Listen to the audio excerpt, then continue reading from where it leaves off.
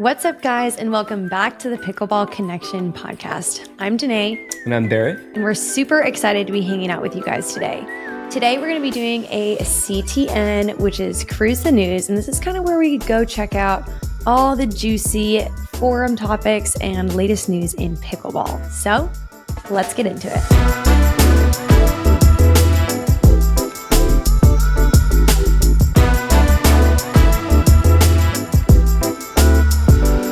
This is the moment we waited for. Everything you want is right here. We gon' give them what they came for. We gon' take it up from last year. Watch the game change. Watch the game change. Watch the game change. Watch the game change. Yeah.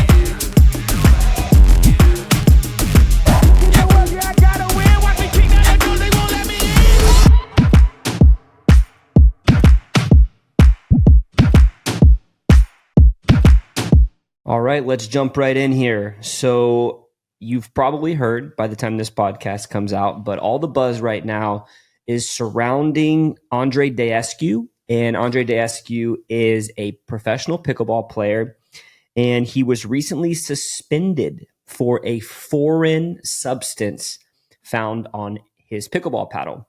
During the MLP, correct? Right. So it happened a little while ago, but it's taken him a while to do all the testing and stuff. But here's what happened. He was suspended from the PPA Tour and MLP for 60 days, fined $50,000, and placed on probation for a year.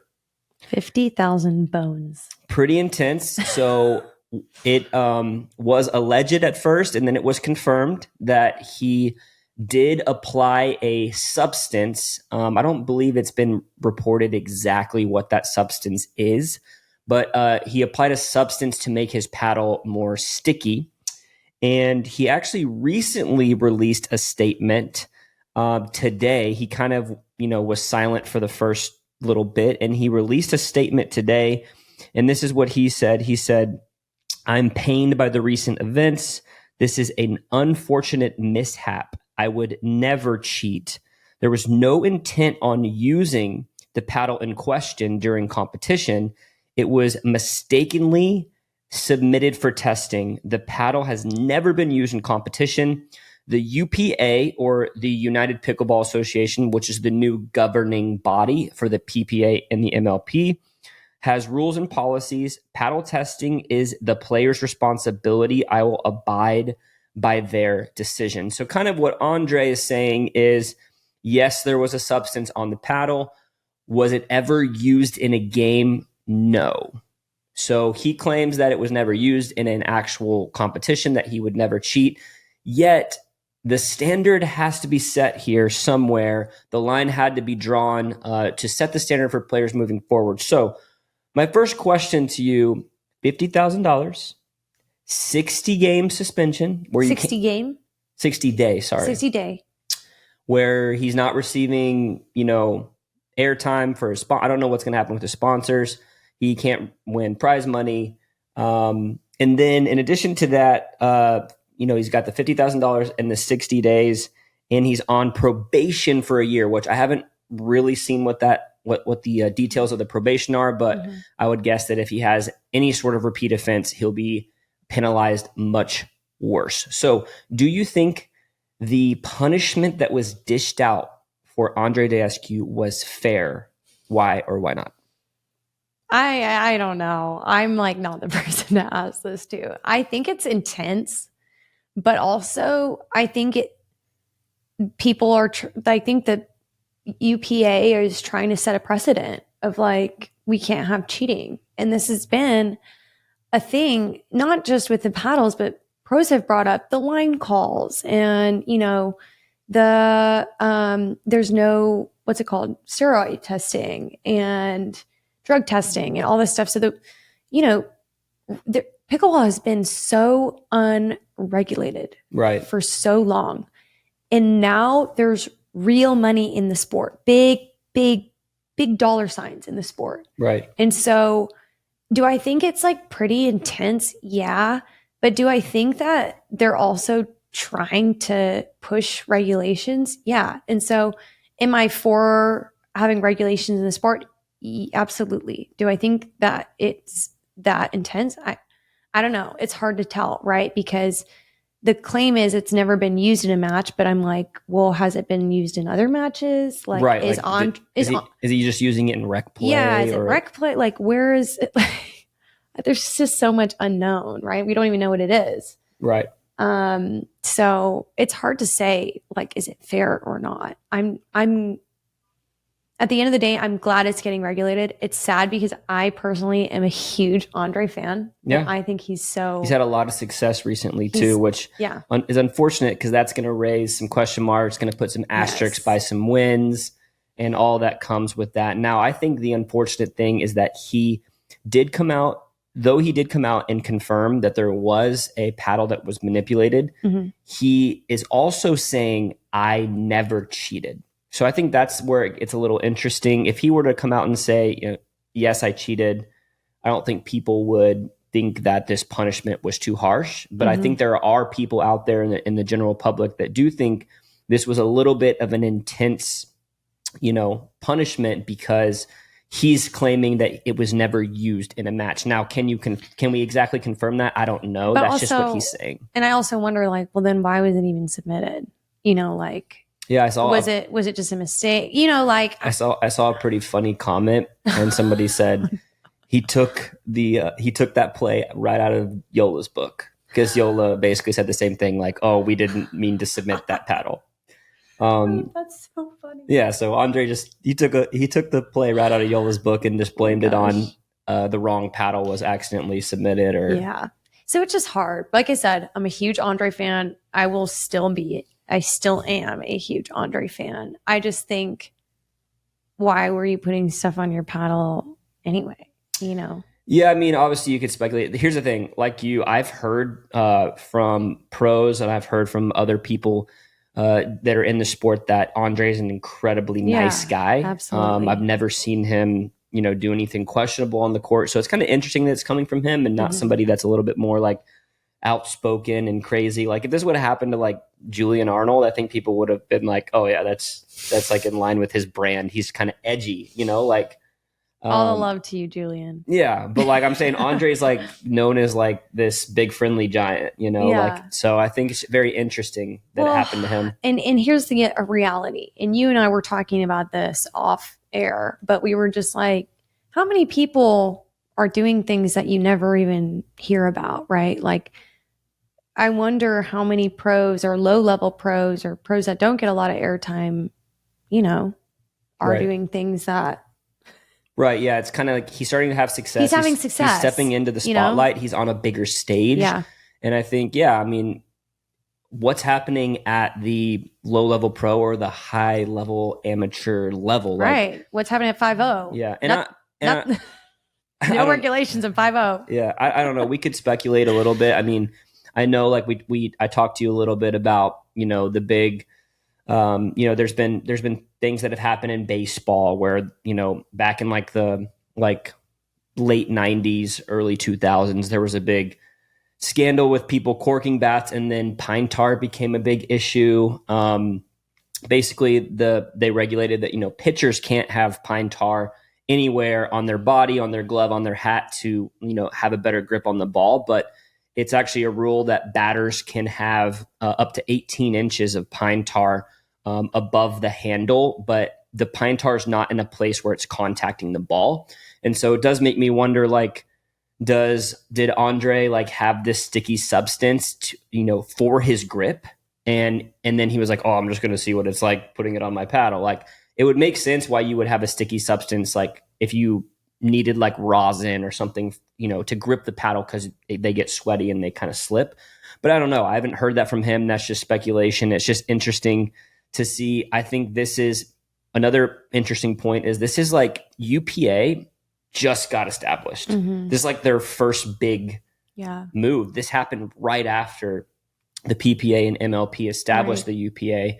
And they're trying to set the standard for cheating in the sport. They're trying to say, hey, if you cheat under the UPA's guidelines, you will be punished. And I think that that's very important to have that. Like you said, pickleball is still very unregulated. And if we want this legit to be a sport in the Olympics, if we want this to legit, continue, we need to start drawing lines and creating stricter regulations. So it's interesting. Do you think it's a fair punishment? To me, honestly, the 60 days and the probation, I think that's pretty fair. I think the 50 grand 50 bones. kind of like 50 bones, man. Because here's the thing. I also don't know the details of Andrei's contract. Yeah. So I don't know how much he's making, but 50 grand is quite a bit of money, I think, for any pickleball player to get fined. So this isn't like LeBron got fined 50 grand. This is Andrei Daescu. Right. So I think that the dollar sign was pretty shocking to me. And I was also kind of wondering if it was a bit of a money grab, if I'm honest. Really? Just because I'm like, who's collecting this 50 grand? Is this staying in the PPA MLP's pocket? Because obviously the UPA is under the umbrella of the PPA and the MLP. So this is money they don't have to pay Andrei, or that Andrei has to pay them. Anyways. Yeah. I think there's just some interesting, the big question mark to me was the 50 grand. But guys, we do want to hear from you. Do you think this punishment was fair? What are your thoughts on foreign substances on paddles and the regulations surrounding pickleball? Do you think regulations what needs to change? Let us know in the comments. Yeah, would love to hear too what you guys think. So should we go to the next one, or do you have any other thoughts there? Let's go to the next one. We're going to switch into rec play from Pro Pickleball. Okay. There is a thread, and it's talking about pickleball etiquette on the rec courts. So there are a couple scenarios that this person is kind of referring to, and I'm going to kind of ask you about each one of them. So we'll go one at a time. So we're going to start with lobbing. Lobbing at rec play. So this person says, do not lob the ball to somebody with restricted mobility. Have you ever seen a player fall? I have, and sometimes the results are really bad. I've seen this happen with players trying to handle a lob. Do not lob senior citizens unless you know they can safely chase lobs. That's the first etiquette point. So I'm going to throw it to you. I think the keys here are senior citizens, limited mobility. So have you ever lobbed a senior citizen? Be honest. I don't remember the last time I played a senior citizen. I mean, maybe when I first started playing pickleball, I was getting beat by some older people, but I don't think the level that we kind of play at, I don't think that there's as many limited mobility senior citizens out than maybe on the beginner side of rec night. So I mean, I don't really know, but I don't think I could ever lob a sweet grandma or grandpa. Yeah, I mean, I don't have maybe you have an upcoming tournament and you're working on your lob, but it can't be about beating them. It's got to be about your game getting better. But I will say that the lob's an interesting shot for me because it does frustrate me to play against it sometimes. I didn't come from tennis, so I didn't practice these big overheads.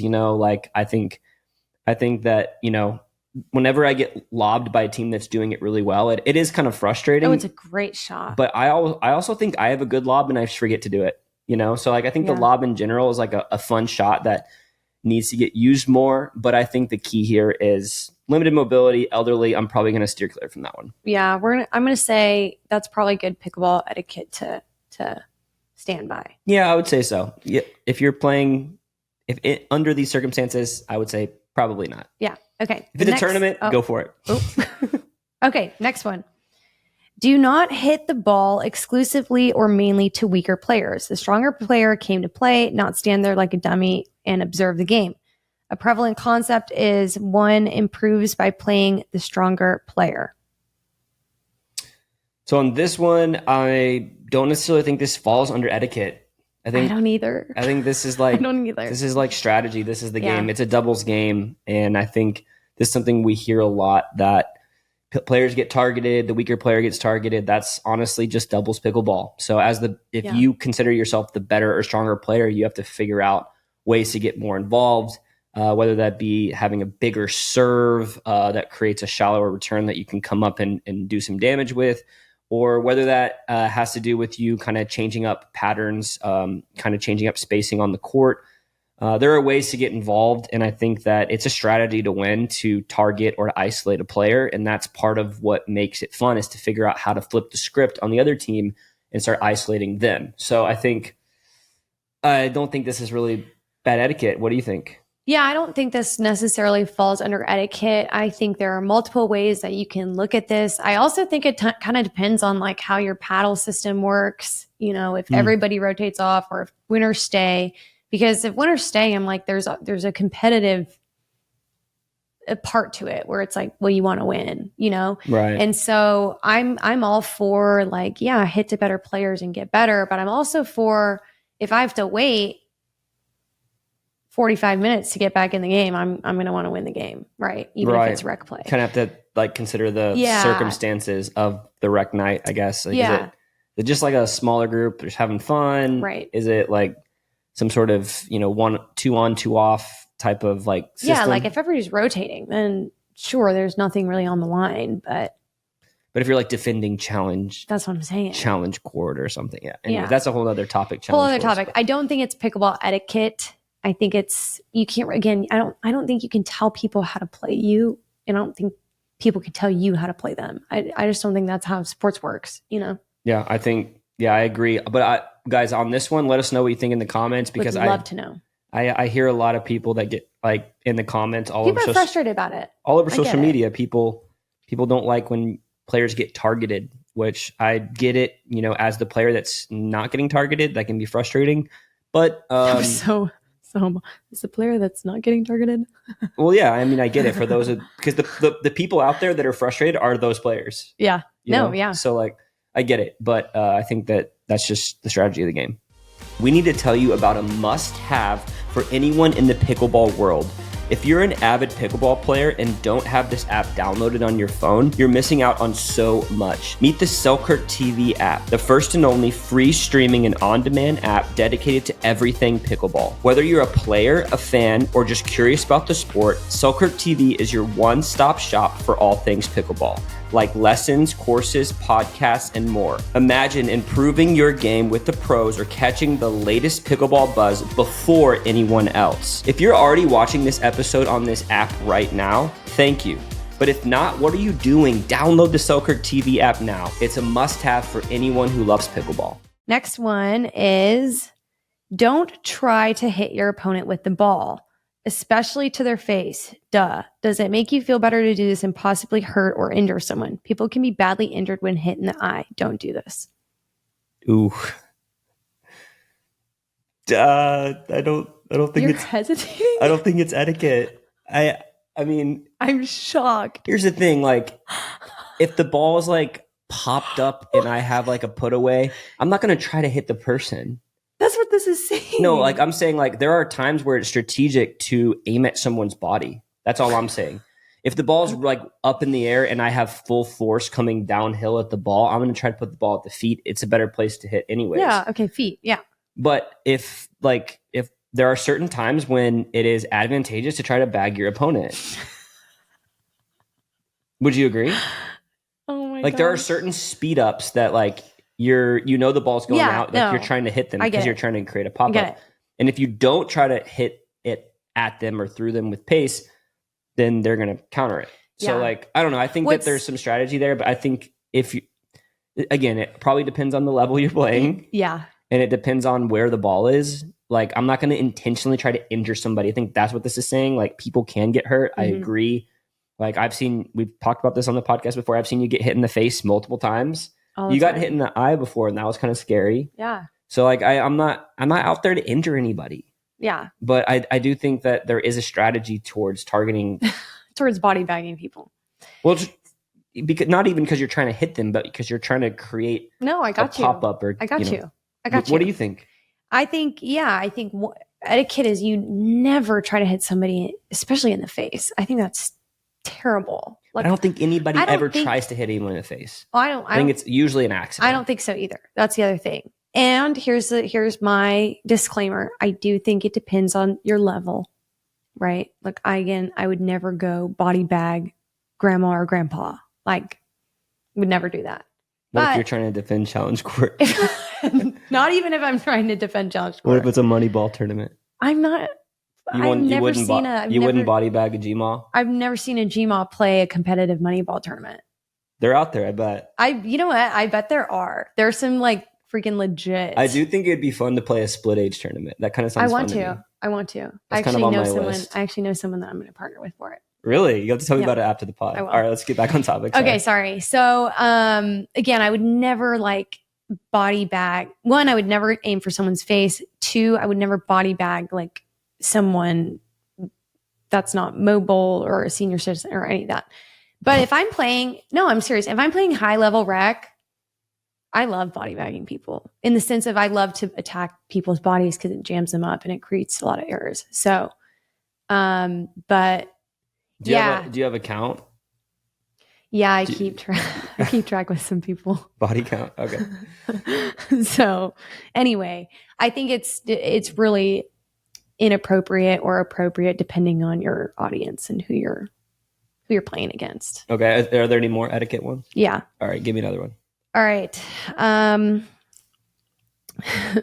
This one is don't humiliate the other team by winning 11-0. Then jump for joy and high five your partner.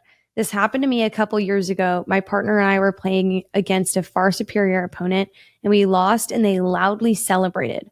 Truthfully, it didn't bother me, but I simply lost my respect for them. Okay, first part, don't beat a team 11-0. Yeah, just like that's the whole thing. Like, don't beat a team 11-0. That has nothing to do with etiquette. The last part has something to do with etiquette. And that's like, I do get annoyed when people win, or even if they like get a point and they like yell and celebrate obnoxiously. Like celebrate, have your moment. You pickled somebody. Maybe that's their first time ever pickling somebody. But yeah, I think please beat someone 11-0. Like that's cool. But like, just how are you going to respond to that? I think that's what makes it poor etiquette, is the way that you respond, realizing that it doesn't feel good to get beat 11-0. So maybe like if you win 11-0, it would be better etiquette just to tap your paddle and go on to the next one, you know? Yeah. I'm kind of with you. If you just won like a gold medal or something, okay. But like, I think it's like a rec game. Yeah. If you beat someone 11-0, like I think you should probably just say good game. Good game. Paddle tap, you know. Yeah. Be a good sport. Yeah, I'm with you. I think, you know, I don't like to play. I don't know. I always thought when I was a lower level rec player, really trying to get better at pickleball, and I would play with higher level players, I didn't want them to take it easy on me. Like I actually wanted to see where I was on the like spectrum, right? I wanted to see where I was on the scale. And I would often, if I felt like a team was kind of just giving me points or playing easy, like I hated that feeling. Like I didn't want to be pitied. Like I was like, no, like I want to, even if I'm going to get killed, I want to like see where I'm at. And so I guess that's the mentality I take into it now. If I'm on the higher level team on a court, you know, I want to play people how I normally play. Now it's different, you know, if we're taking like our family out or something like that and they like never play pickleball, then, you know, I'm like wanting them to actually like play a rally out because, you know, that's part of the perspective. Fun. It's just, yeah. So I think that's kind of where I'm at. I do agree with you though. Like if you like pummel a team, I don't think you like freak out and celebrate like super loud right in front of them or whatever. Like, again, it's rec play, so, you know, I don't know why you would celebrate so obnoxiously, but I think, I don't agree with you can't beat people 11-0. But again, that's just me. I'd love to know what you guys think about all of these situations, whether it's the lobbing or body bagging or 11-0. Would love to know what you guys feel like is appropriate rec play etiquette. Do we have one more, or is that that's it? Okay, cool. Well, yeah, even guys, if there's other things that come to mind, obviously this was just from a post that we found, but if there's other things that come into mind of like etiquette that you've learned that you think, you know, every pickleball player should abide by, let us know that in the comments as well. All right, shall we go to the next one? Let's do it. Okay, so I'm not sure how long. This one might be more brief. We'll see. But news just came out that the UPA is not going to allow the Gen 3 paddles to be played this weekend at the Texas Open. So why this is kind of important is because, sorry, I'm just pulling it up here. Why this is kind of important is because, obviously the USPA, the USAPA, recently banned the Gen 3 paddles. We talked about that on a previous episode about the paddles being too hot, but this new governing body was formed, and so we didn't really know what was going to happen with them. Were they also going to ban them just because they're not on the USA approved website? What's going to happen? What are the PPA and MLP going to do? So all the players that are attending this tournament got a sorry, I'm not sure why this is not pulling up. But all the players that attended this tournament got an email basically saying Gen 3 paddles aren't accepted. And this is amateur as well, correct? Yeah. So I was trying to pull it up right now, but I don't know why it's not working. We'll link this in the comments or in the description of the video. But Quang Duong was outspoken about this. Did you see that? Yeah, I did. So basically he was saying like, oh, this is crazy that like with such short notice that they ban these. Like, what are players going to do that have been practicing with these? I know we have a friend who was like playing with this paddle. He was playing with the Tyson Magnus Gen 3 thing, and he was playing with it for like a couple weeks, and then right the day before a tournament, the tournament director said that he played in, I think last weekend, the tournament director said you can't use it, and he was mad. Yeah. And he won some games, but I don't think he did as good as he think he could have done. So like, I don't know. Basically, Quang Dong was saying like the players are, what are they going to do? And also he mentioned that there could be potential like lawsuits that come from like Yola. Oh, wow. I was trying to pull it up, but I don't know why the article's not loading. I didn't know there'd be lawsuits. Pickleball's getting dramatic. Yeah. So basically Quang Dong was saying like it's going to be dramatic. He said, get your popcorn ready. So like, what do you think? Yeah, so they've been playing with, these paddles for a long time. And, I feel for him. Trust me, chaining paddles last minute, that would really suck to try to adjust to. But I'm like, oh, I wonder if this weekend we are going to see some losses from these players that have been used to playing with these paddles, Yeah, that's an interesting point. Like it'll be, I think a big talk in the pro scene right now is Ben Johns and Federico Staksrud keep going back and forth on like the number one standings for singles. But obviously I know Ben, I don't think Ben uses the new generation anyways. No, he doesn't. But like, will Fed continue to have the same results he's been having? What will the players, how will the players respond to having to change their paddle last minute? Mm-hmm.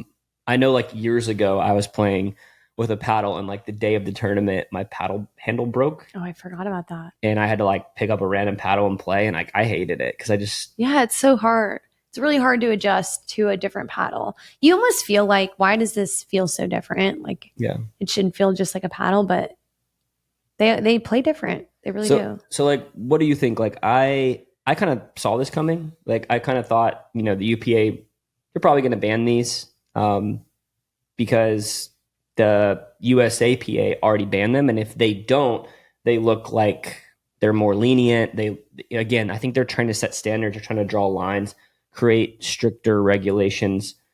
So I kind of thought this was going to happen, but it's interesting that a new governing body's been formed, and the paddles were banned, and the players were given such short notice. Yeah, and it's interesting. Like, I think all across the board, we're seeing this theme of pickleball being like, okay, we need to have some rules. Like, we need to have some regulations. And things are happening quick, which is good, but it's also hard, right? Because these players have been using these paddles. Even the other weekend, we were in New York, and the gearbox got put on the not approved list. Yeah, for the USAPA. Yeah. So, you know what I mean? Like, all across the board, players are now having to adjust to having rules and regulations that weren't in place previously. And at some point, this was going to happen. I'm kind of reminding myself that, like, at some point, this was all going to come to an end in the sense of like, we're going to have rules, we're going to have regulations.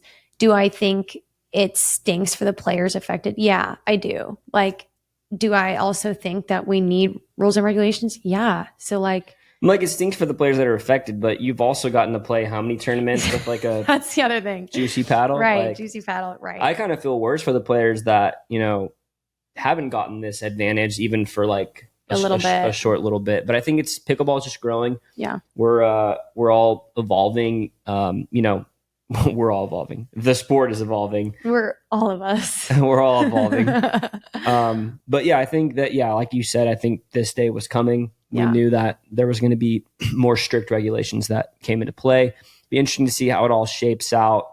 What will paddles look like in 2025? I've also heard some rumors that starting at the beginning of 2025, there's going to be some new regulations introduced that are already kind of being refined right now. So we'll see kind of where it goes. I think this is just part of the growing pains of the sport.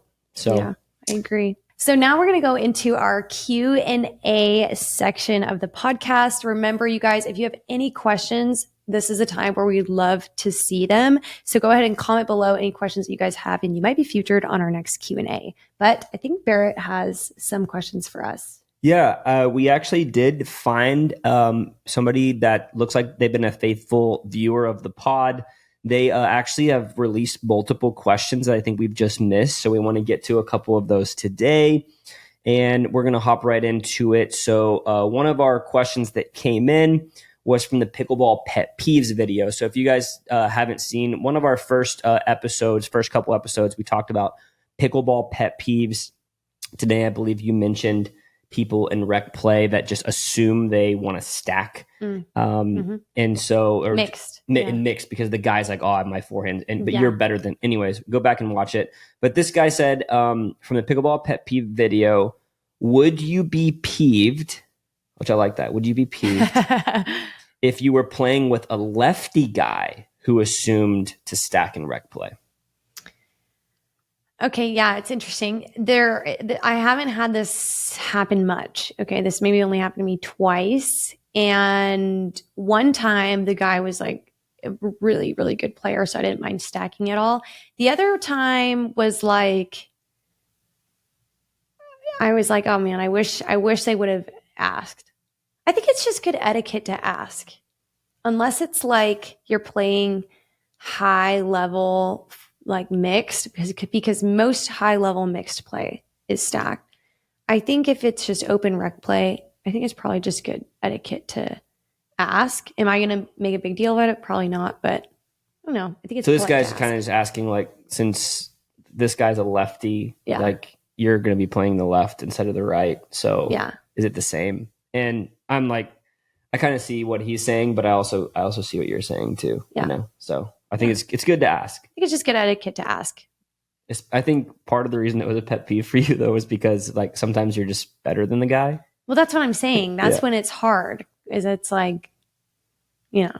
I don't know. Anyways, good question.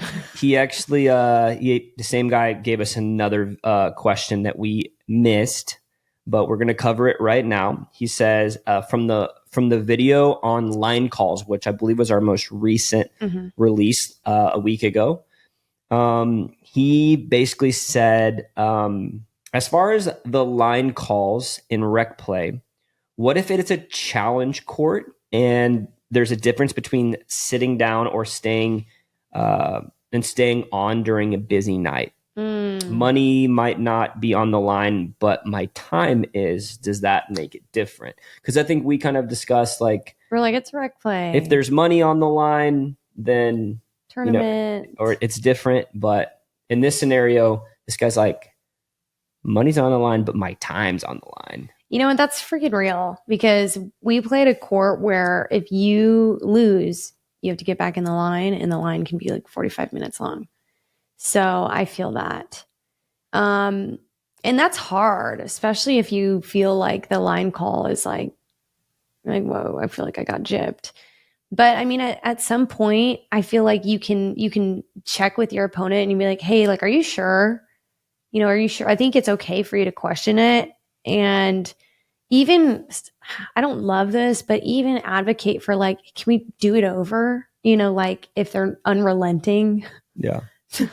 I don't know. That's like, such a tricky situation. You want to put him in like a ball don't lie scenario. Yeah. What do you think? I mean, I think basically what we had talked about in a previous episode was like, if it's just for fun, you know, if it's not high stakes, if there's nothing on the line, then like don't argue. You shouldn't be arguing crazy, you know, unless it's so clear, like feet, you shouldn't be arguing line calls. But this guy's saying there is something on the line. I don't want to, which I get. I don't want to get it. Yeah, I don't want to go put my paddle back in the paddle rack and lose the game because of this line call and go wait another 30, 40 minutes till I play again. I think you approach it more like a tournament. You know, you approach it more like there is something on the line. I get that. So I think that's okay to challenge a line call. Challenge it and, you know, see if they're at least at the very least able to just do the point over. I will say I have seen some people like almost get in fights. Really? Oh yeah. Like physical? Yeah. Really? Yeah, I don't think you were there, but like I've seen people like, and that's what we're talking about. Like we're all out here to have fun, you know. Don't get in fights over line calls. People. Like, well, it started with line calls, and then these two started just going at it, and people were talking about each other's like occupations, and like it was just, yeah, it was their relevance and holy moly, and it was wild. So that's crazy. I think the point is, you know, just have some fun. Yeah, don't get in fights, but you can challenge a line call, do it over. Maybe just go to the mirror and recite how you're going to challenge a line call. Work on it in private. Perfect your line call dispute so that it's polished and ready. We're digging ourselves a hole. Okay, guys, we're going to stop right there. Well, guys, thank you so much for tuning in on this episode of the Pickleball Connection. If you have questions, please submit them below, and we'll try to get to them on a future comment pod. On the YouTube channel. Yeah. All right, guys, thanks so much for hanging out with us. We'll see you on the next one. See you on the next one.